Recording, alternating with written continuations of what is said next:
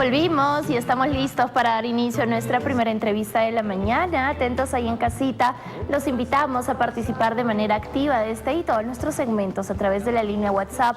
Si tienes alguna duda, alguna consulta, escríbenos al 913-162653. Ya lo sabes, te lo repito, 913-162653 es el número a través del cual puedes hacernos llegar tus dudas y consultas. Hoy vamos a hablar acerca de los problemas respiratorios en nuestros niños. Atentos ahí en casa, papitos. A veces tenemos la mala costumbre de la automedicación, a veces vamos a complicar más los cuadros. Es importante un chequeo médico siempre.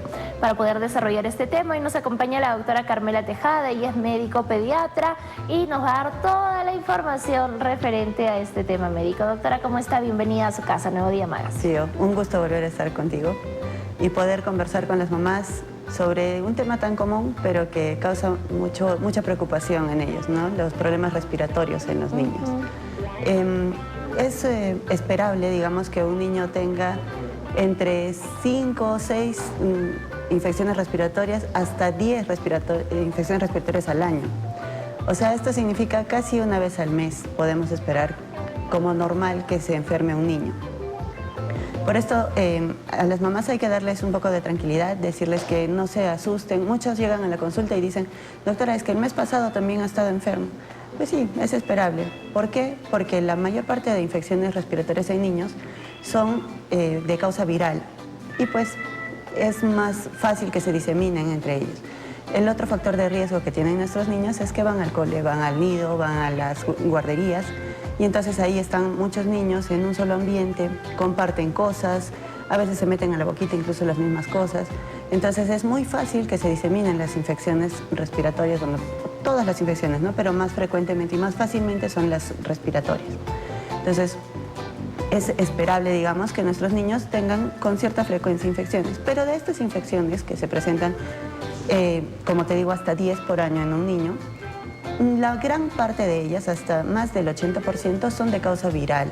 Entonces es por esto que hay que siempre tratar de llegar a los papás, que no se preocupen de sobremanera, que no inicien antibiótico inmediatamente. Hay muchos papás que escuchan estornudar al niñito, no, hay que darle ya amoxicilina, por ejemplo, ¿no? Y es muy frecuente. Para evitar, creemos, ¿no? Para evitar que avance, bueno fuera, ¿no? Exacto. Que sea así. Y en realidad no hacemos nada, solo hacemos que cuando realmente este niño necesite antibióticos, pues cada vez vamos a necesitar antibióticos más complejos, más fuertes para este niño. Entonces, lo primero es tener paciencia. La gran parte de infecciones respiratorias van a ceder solamente con sintomáticos. ¿A qué nos referimos? A controlar la fiebre, ayudarles un poquito con el moquito, con la congestión, para que no estén fastidiados, puedan respirar bien. Algunas veces ayudarles un poco con las secreciones que tienen por la tos. Ojo, es normal que tosan y movilicen secreciones. Muchos dicen, está enfermo, está muy mal porque tose y yo siento que mueve secreciones. Es normal, es parte de una infección. Tanto en la infección viral como en la bacteriana vamos a tener secreción, la flemita, ¿no?, que botan los niños. Entonces, no se asusten. Recordar que la infección viral de 3 a 5 días va a tener al niño con malestar, con fiebre, que hasta el tercer día va a incrementar la fiebre, va a incrementar el malestar, incluso dolor muscular, dolor articular. Luego del tercer día, pues ya se empieza a notar cierta mejoría. Ya vamos a tener al niño, digamos, sin fiebre para el cuarto día, quinto día, pero la tos no. La tos en los niñitos puede durar hasta 2 semanas, que todavía sigue movilizando y eliminando la secreción. Entonces no es un motivo para agregar antibióticos, o la mamá dice, no, ya más de una semana que está tosiendo, tengo que llevarlo de nuevo a consulta, tengo que hacer que le empiecen antibiótico. Insisten mucho los papás en iniciar antibiótico-terapia en los niños porque hay mucho tiempo de tos para ellos, ¿no?, que es una semana que lo escuchan toser. Entonces ahí hay que tener un poco de paciencia. Yo sé que es preocupante ver toser al niño, pero hay que saber que es el proceso normal, es la evolución natural de la enfermedad.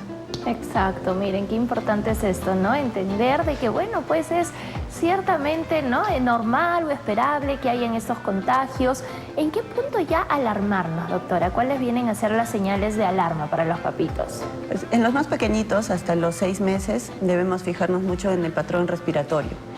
Es decir, si vemos que las costillitas se hunden, por ejemplo, que el niñito hace mucho esfuerzo para tomar aire, o el aleteo nasal, se llama cuando las fosas nasales vemos como que realmente aletean, ¿no? Pero es por el esfuerzo que hace el niñito para poder respirar. Ahí tenemos que llevarlo. Si vemos que la tos es muy intensa, que incluso al terminar de toser el niñito se pone un poquito los labios morados, ¿no? O que está irritable, o que está muy dormido, que no quiere comer, no quiere hidratarse, inmediatamente hay que llevarlos. Por el otro lado, si vemos que el niñito tiene un poquito de moquito, tos esporádica, está jugando, hace fiebre, le damos su medicación, ya está tranquilito, sigue jugando tranquilo en casa, no lo expongamos. ¿Por qué? ¿Qué suele pasar? Lo llevan al hospital o a la clínica, donde fuera que lo hacen atender, y se va a encontrar con otros niños que no necesariamente tienen un virus así tan inofensivo como el que tiene el niño que estamos manejando, ¿no? Entonces, de pasar con una infección viral que iba a ser llevadera, que iba a tener un poquito de moquito, un poquito de tos y ahí quedaba, podemos exponerlo a que termine en una neumonía porque se va a contagiar, va a estar en un ambiente en el que la virulencia es alta, que la carga viral es alta. Entonces, los exponemos innecesariamente, ¿no? Entonces hay que tener paciencia, manejarlos con sintomáticos, sí, siempre consultar qué les damos, qué no. Según las edades hay cosas que podemos utilizar, cosas que no, según la intensidad de los síntomas también decidimos qué dar y qué no.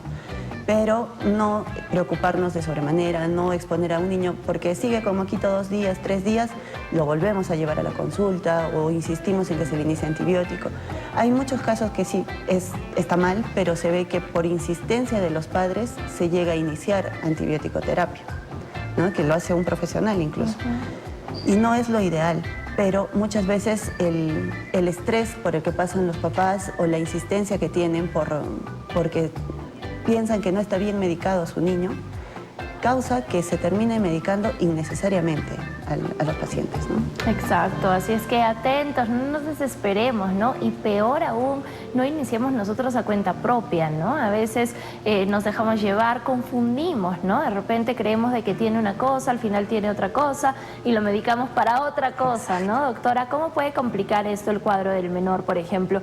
Muchas veces con los cuadros respiratorios, ¿no? Puede ser solamente la gargantita, puede ser la amígdala, no sé, puede ser ya más abajo la infección, ¿no? Y muchas veces nosotros vamos a la farmacia y pedimos algo para la tos, ¿no? Y nos pueden dar jarabes, medicamentos, pastillas, antibióticos.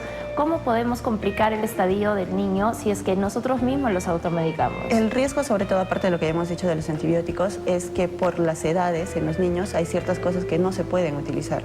Por ejemplo, los antihistamínicos no es lo ideal utilizarlos antes de los 6 meses. ¿No? Hay algunos que causan, por ejemplo, la clorfenamina los duerme mucho. Entonces, imagínate un bebé pequeñito que se duerma, que no respire adecuadamente. Entonces, eso lo expone a un riesgo adicional al que ya tenía con la infección, ¿no? Por eso es que es importante que acudan a la revisión, que sea la medicación indicada siempre por un profesional, por un pediatra de preferencia, y que no vayan a la farmacia solo a pedir algo para la tos, ¿no? Incluso, por ejemplo, en los antitusígenos tenemos algunos que están proscritos antes de los 2 años. Pero si nosotros simplemente pedimos una medicación para la tos, pues no sabemos qué nos van a dar, ¿no? Ni a qué exponemos a este niño. Incluso hay niños que pueden convulsionar por alguna medicación. Hay medicaciones que interactúan con algunas que ya recibe el niño, digamos, en tratamientos crónicos y que pueden causar también otros problemas. Entonces, por eso es la importancia de no automedicarlos. Así es, miren, podemos complicar mucho el cuadro. Los cambios de estación, el cambio de clima, muchas veces, ¿no? Ahora hay muchos chicos que están enfermos y uno diría, pero si ya no está haciendo tanto frío, todo lo contrario, ¿qué pasa en el menor? Mira, después de la pandemia se ha tenido una desestacionalidad, digamos, de las infecciones respiratorias. Antes se tenía muy marcado, ¿no? Que mayo, junio, pues era el tiempo en el que los hospitales estaban llenos, las consultas pediátricas estaban llenas. Y ya en este tiempo esperabas tener infecciones intestinales, por ejemplo, ¿no? Pero ahora ya no se tiene esa estacionalidad y continúan las infecciones. Hay países en los que incluso han llegado a suspender o adelantar las vacaciones de invierno para cortar un poco esta transmisión de infecciones respiratorias, ¿no? El problema en los niñitos es que los 6 primeros meses no tienen la inmunidad suficiente para poderse defender contra algunos virus. Entonces terminan incluso en UCI o intubados. Entonces, por eso es que hay que cuidarlos tanto, ¿no? Y ahí vamos un poco a la parte de prevención, que siempre conversamos, ¿no? Es necesario que los niñitos, los bebés de 6 meses, si tenemos hermanitos mayores que van a las guarderías, a los nidos, pues, y están enfermos, hay que tratar de enseñarles a usar mascarillas. Lo ideal sería aislarlos, pero es imposible en los niños, ¿no? Entonces, al menos que usen mascarilla, enseñarles el lavado frecuente de manos, enseñarles cómo cubrirse al estornudar, al toser, para proteger a estos niños. Recordemos que hasta los 6 meses la inmunidad que reciben los bebés es lo que puede darles la mamá por la lactancia materna. Entonces ahí su inmunidad no es la más adecuada, digamos, ¿no? Por eso es que hay que protegerlos más. Igual cuando hay contacto con personas enfermas, personas mayores enfermas, hay que evitar que estén cerca al bebé. Si la mamá está con un proceso respiratorio, pues siempre al darle de lactar ponerse mascarilla para evitar aumentar la carga viral hacia este bebé. Perfecto, atentos con estas recomendaciones. La fiebre nos asusta muchísimo, doctora. Mientras más chiquitos son, nos asustamos más con el tema de los cuadros febriles en los bebés, ¿no? ¿Hasta qué punto es peligroso? ¿Cómo bajar la fiebre? Hay algunos bebés que son más fáciles bajar la fiebre que otros. Sí, mira, hasta los de 3 a 5 años nos debe preocupar la fiebre por la inmadurez de todo el sistema neurológico del niño, y que puede convulsionar incluso, ¿no? Son las famosas convulsiones febriles. Entonces, hasta ahí sí nos debe preocupar el bajar la temperatura de un niño, ¿no? Cuando hay procesos respiratorios esperamos que tengan una temperatura entre 38 hasta 39 grados.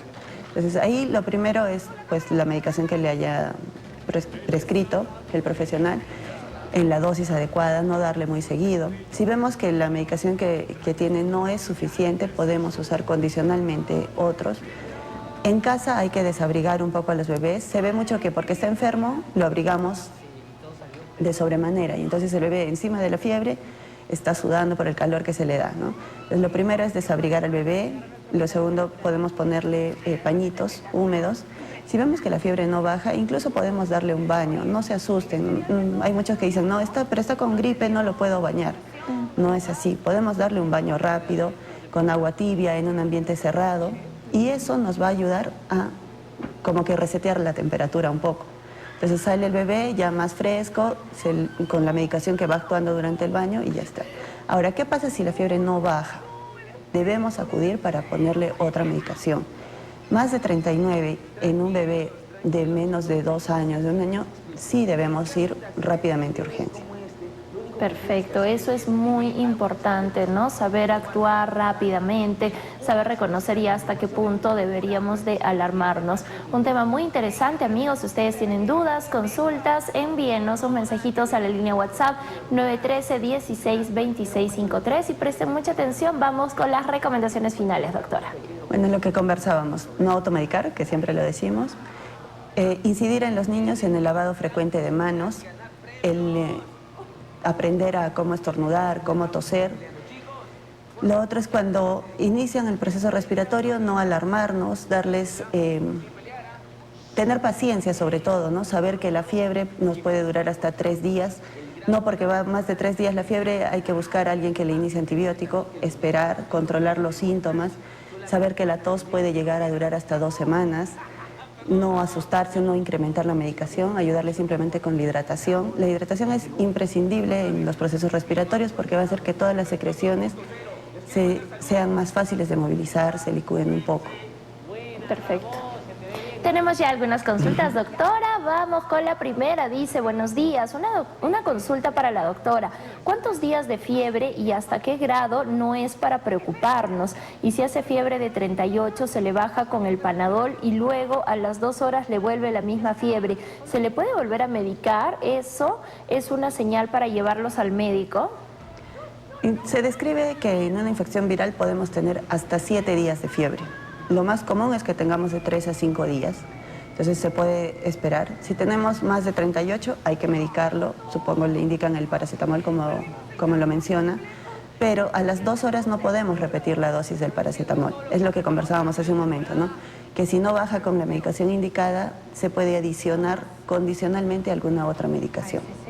Perfecto, entonces atentos con este punto, que seguramente muchos papitos se ven en estas situaciones.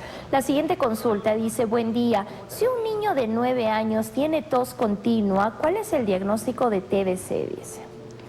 Bueno, la tos puede tener muchas causas. Lo más frecuente en este tiempo, por toda la contaminación que manejamos, es que sea un componente alérgico, más que todo, ¿no? Y por eso es que frecuentemente tiene estos procesos de tos intensa, no se acompaña de fiebre, no tiene otros síntomas, porque es un proceso alérgico. Eso es lo más frecuente. No deberíamos irnos directamente a pensar en TBC, porque ya la frecuencia ha bajado mucho. Sí es prevalente en nuestro país, pero ha bajado mucho. No es lo más común ver un niño con TBC ahora.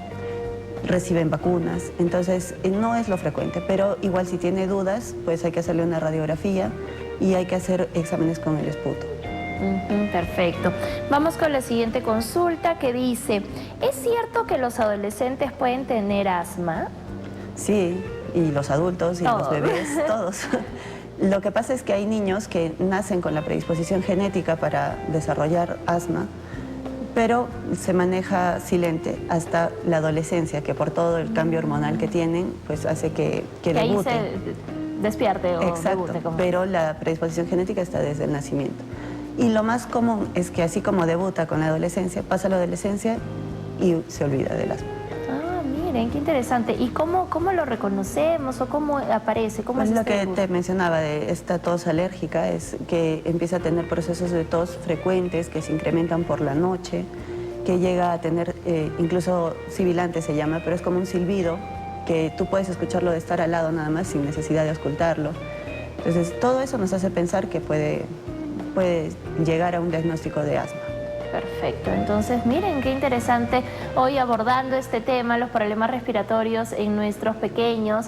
Hoy nos acompañó la doctora Carmela Tejada, médico pediatra, y por supuesto queremos invitarlos a todos ustedes, no solamente quienes necesiten o requieran consultas pediátricas, sino a nivel general, pues en Clínica Aliviari. Doctora, coméntenos un poquito el trabajo que estamos realizando. Los esperamos en la Clínica Aliviari, está en León Velarde 406, muy cerquita de la Plaza Yanaguara. Como te dije, siempre lo que buscamos es poderles brindar a la comunidad la mayor cantidad de especialidades. Incluso tenemos alergología, que no es muy fácil de encontrar. Tenemos cirugía de cabeza y cuello, que son especialidades muy requeridas y que la Universidad Católica pues busca ponerlas al servicio de la comunidad a un precio alcanzable, y estamos para servirlos ahí. Ya debe estar saliendo el número para las citas. Ahí está en pantalla la información, así es que ya lo saben, Clínica Aliviari los espera en calle León Velarde 406, Yanaguara. El número para poder obtener sus citas y mayor información, 984-281-074. Doctora, que tenga una linda mañana, gracias por acompañarnos. Igualmente, Fiorella, gracias. Nos vamos a la pausa comercial, este es Nuevo Día Magazine, acompañándote como cada mañana hasta las 12. Volvemos en breve, no te muevas.